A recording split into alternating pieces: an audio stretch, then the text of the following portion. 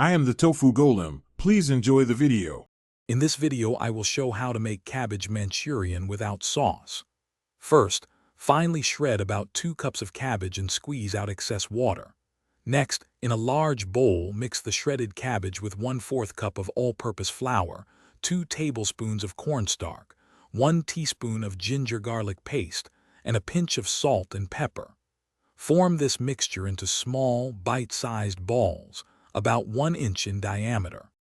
Now let's get frying. Heat vegetable oil in a deep pan to 350 degrees Fahrenheit.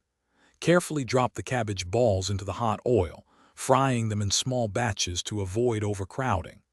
Cook until they are beautifully golden brown and crisp on all sides, which usually takes about 3 to 5 minutes per batch. Remove them with a slotted spoon and place them on paper towels to drain any excess oil.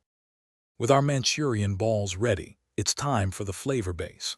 In a separate wok or large pan, heat 1 tablespoon of oil over high heat.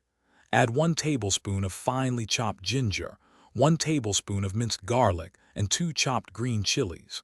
Sauté for about 30 seconds until fragrant.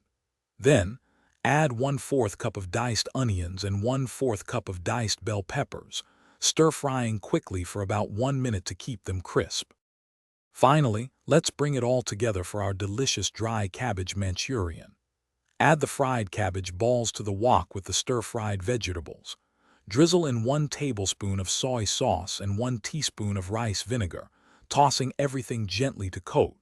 For more great deals and to check out the new Kindle Paperwhite, be sure to look for the link in the description below.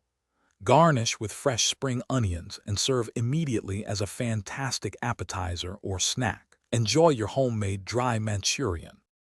Thanks for watching. Consider subscribing if we helped you today.